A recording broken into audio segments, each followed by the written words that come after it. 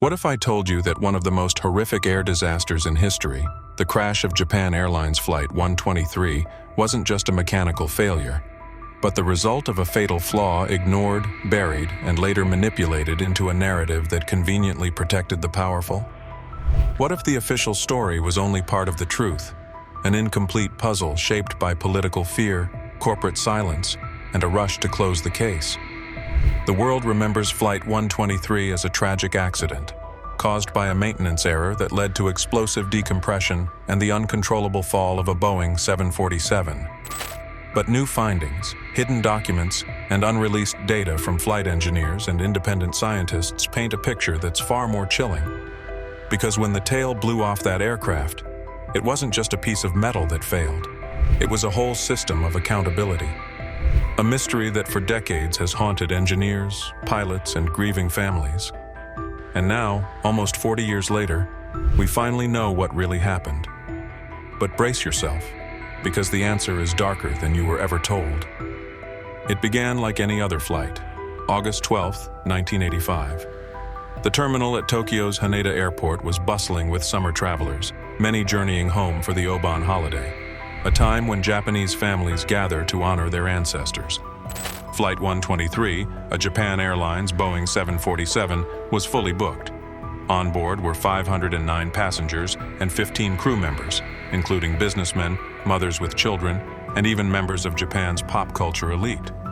The atmosphere was warm, casual, entirely unaware of the invisible threat lurking within the aircraft's structure. You see, this 747 had a secret, one that not even the pilots knew. 7 years earlier, this same aircraft had suffered a tail strike during a landing in Osaka. The damage was significant, cracking the rear pressure bulkhead, a vital component responsible for maintaining cabin pressurization. Boeing engineers had advised a specific repair procedure involving a one-piece splice plate to restore structural integrity. But the team that handled the repair? They used two: a critical deviation, a shortcut, one that would gradually allow microscopic stress fractures to propagate with every flight. It was a decision that didn't raise alarms at the time. After all, inspections were passed, reports were signed. The aircraft returned to service, flight after flight, pressurization cycle after cycle. The wound deepened. And by the time it reached flight number 12,318, it was a ticking bomb, invisible to the naked eye, but mathematically inevitable. The kind of flaw that doesn't just fail, it explodes. At 6:12 p.m., Flight 123 took off into the humid Japanese summer sky. For the first 12 minutes, all seemed well. The aircraft climbed steadily to its assigned altitude, 24,000 feet, pressurizing as usual. But then, at precisely 6:24 p.m., everything shattered. A thunderous bang rocked the rear of the aircraft as the weakened bulkhead catastrophically failed, releasing a massive wave of pressurized air. This sudden decompression ripped off a substantial portion of the tail, tearing away the vertical stabilizer, the rudder, the auxiliary power unit, and, critically, all 4 hydraulic lines that powered the aircraft's control surfaces. In that instant, the 747 became a ghost ship. The pilots, Captain Masami Takahama, First Officer Yutaka Sasaki, and Flight Engineer Hiroshi Fukuda, were seasoned veterans. But they had just lost the very tools that let them fly. Their control columns were now disconnected from the plane's wings and elevators. Their instruments blinked and wailed, but none could restore the link to a tail that no longer existed. They were flying blind, or rather, falling with style they couldn't control. Meanwhile, inside the cabin, chaos reigned.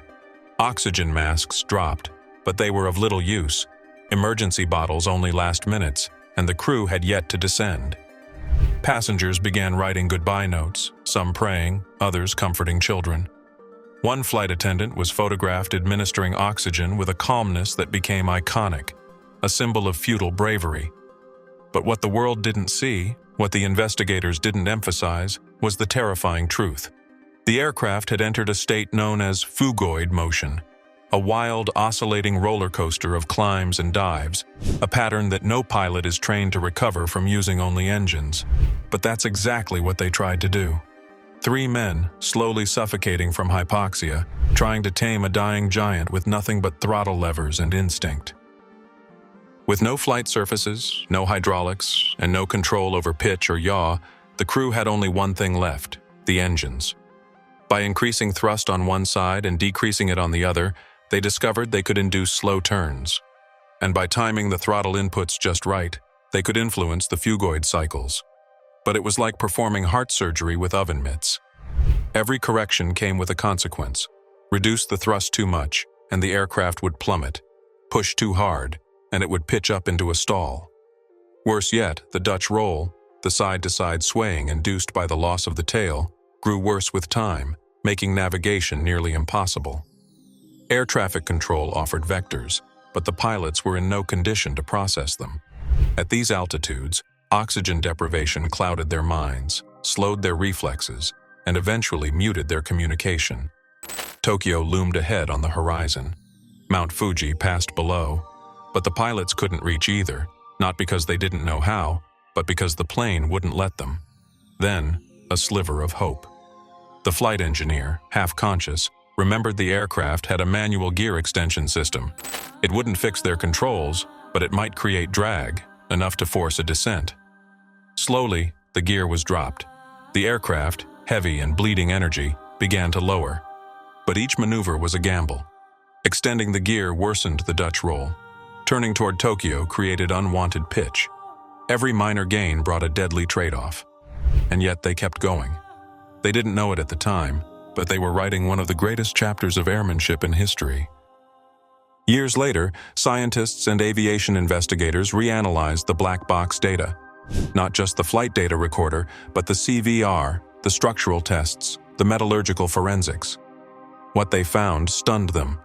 The aircraft hadn't just lost hydraulics, it had entered a state of aerodynamic madness. The engineers discovered that the cracks in the bulkhead had likely extended far beyond the visible region, meaning the failure wasn't just a maintenance error. It was a design flaw exacerbated by incorrect repairs. Worse, Boeing knew that improper splice plates could accelerate fatigue cracks. Yet documentation from the repair team in 1978 didn't follow Boeing's protocol. Investigators now believe that the incorrect double splice plate repair, left unchecked for years, fundamentally doomed the structure. But here's where things get darker. According to newly released internal memos, there had been subtle warnings, slight anomalies in pressurization data, minor vibrations during tail inspections, signals that were brushed aside as non-critical during standard inspections. In the rush of post-war airline growth, Japan Airlines, under immense pressure to maximize service, had simply followed routine. No one wanted to halt a profitable aircraft. No one wanted to challenge the status quo. And so, the warning signs were buried. A slow death sentence encoded in bolts and plates. The official narrative remained focused on a single mechanic's error. But what these scientists exposed is an entire ecosystem of systemic negligence, where accountability was dispersed and no one was truly blamed. That's the tragedy of Flight 123. Not just that it crashed, but that it was avoidable. As Flight 123 descended below 20,000 feet, the atmosphere inside the cockpit began to change, not just physically, but psychologically. The lower altitude brought back precious oxygen, and with it, clarity returned to the minds of the three men trapped at the helm of a crippled machine. For the first time in nearly 30 minutes, they could think, not just react. And in that mental space, narrowed by fatigue, trauma, and dwindling options, they began improvising like never before. Tokyo was now within range, but every attempt to steer the aircraft pulled it further away. They experimented with engine thrust, flaps, and gear in various combinations, desperately trying to stabilize their heading. At one point, they even considered trying to land on the water or a riverbank, anything remotely flat. But here's what made their efforts extraordinary. The 747 was in a constant feedback loop of chaos. The more they tried to control one axis, altitude, yaw, roll, the more they lost another. Yet they refused to give up. Flight engineer Fukuda kept monitoring electrical systems for options, toggling switches that normally meant nothing mid-flight, hoping something would reawaken the dead hydraulics. Nothing did. But then, they had an idea that has since been described by aerospace engineers as the closest thing to flying with telepathy, using differential thrust to induce microturns. By fine-tuning the left and right engine settings, they were able to steer the aircraft, but with a delay of several seconds. It was like playing a piano and waiting a full bar to hear the sound. Yet even that wasn't enough. Because what lay ahead wasn't a runway, it was the shadow of the mountains. Nagano Prefecture is beautiful terrain, green, jagged, forested. But to an aircraft that's barely alive, it's a minefield. With Tokyo behind them and the plane slowly banking into a right turn, they couldn't quite stop. Flight 123 began drifting toward a deadly chain of mountains. The decision they faced was brutal. Try to outclimb the terrain with crude engine power or attempt a banking turn that might throw them into a spin. They chose both. With all four engines screaming, they pitched the nose up and hoped. But the plane's climb rate was limited, crippled by drag, weight, and a lack of control. As they rose, the airspeed dropped. They pushed the throttles even harder. The nose lifted. Too much. A stall warning blared. The stick shaker vibrated violently. The aircraft hovered on the edge of aerodynamic death. And then it happened again, a sudden loss of lift. The nose dipped. The 747 entered a near-vertical dive. The altimeter spun downward at a horrifying rate, 18,000 feet per minute. That's not a descent, it's a free fall. On the ground, witnesses later said the plane moved like a giant wounded bird, flapping invisibly against the sky. The crew reacted instantly, shoving the throttles forward. And in a cruel twist, they actually recovered. Barely. The plane clawed back into level flight. But the mountain range was still ahead. And now, there was almost no room left to maneuver. With precious seconds left before terrain collision, the crew attempted a final strategy. Lower the flaps, create more lift, stabilize. Theoretically, flaps would slow the aircraft, reduce stall risk, and help with leveling. But this was no longer theory. The flaps, extended not by hydraulics but by backup electric motors, began moving, agonizingly slow. Worse yet, they didn't deploy symmetrically. For reasons still debated by engineers today, the flaps on the left wing extended further than those on the right. That tiny imbalance, normally irrelevant, proved catastrophic.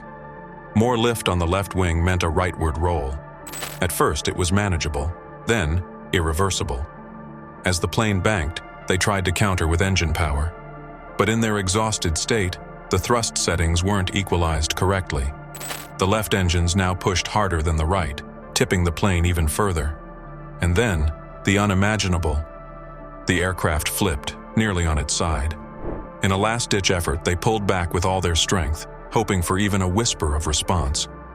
But it was over. The right wing clipped the mountain ridge, tearing off the engine and wingtip. The aircraft somersaulted into the forest below. When radar lost contact with Flight 123, panic gripped Japanese authorities, but not urgency. The initial assumption was fatal, that no one had survived. So, they waited. 12 long hours. Meanwhile, high in the Nagano Mountains, among shattered fuselage and burning metal, there was life. 4 passengers, all seated in the tail section, ironically the most destroyed part of the aircraft, had survived the impact. They were injured, bleeding, cold, but alive, and they waited, all through the night. With every hour, the likelihood of survival dropped. American forces based nearby offered to deploy helicopters with infrared and night vision, but Japan declined. National pride took precedence, and by the time rescue teams arrived at dawn, the damage wasn't just done, it was fatal. Medical experts later concluded that at least 2 more passengers could have survived, had help come sooner. The delay, the missed opportunity, the bureaucratic wall of inaction, it added a second layer of tragedy to the crash. The survivors never forgot the silence of that night, nor the sound of helicopters arriving hours too late. And for the families of the other 520 victims, many were left wondering, not just how it happened, but why it had to happen this way. Japan Airlines Flight 123 is remembered as a tragic accident, a mechanical failure, a botched repair, a moment where everything that could go wrong did. But when you look deeper, when you peel back the layers of official reports, forgotten engineering memos, ignored anomalies, and national pride, what you find is far more unsettling. This wasn't just a single error. It was a slow-motion catastrophe, engineered over time. Every pressurization cycle after that flawed repair was a countdown. Every inspection that missed the crack was another turn of the dial. And when it finally failed, it wasn't just a bulkhead that gave out. It was a whole system of oversight, a culture of silence. Because this was never just a story about a plane. It's a story about what happens when warnings are ignored, when profits outrun caution, and when systems built to protect choose to look the other way. It's about the passengers who never stood a chance, not because of one mechanic's mistake, but because a dozen small failures were allowed to stack, unchecked, unnoticed, until the sky opened up and swallowed them whole. And perhaps most haunting of all is that it almost worked. For 12,318 flights, the plane kept flying. It passed every inspection. It looked safe. It acted safe. Until it wasn't. If this video made you pause, share it. Because remembering isn't enough, we need to learn. And if you want more untold truths, buried investigations, and stories the world was never supposed to hear, hit that subscribe button.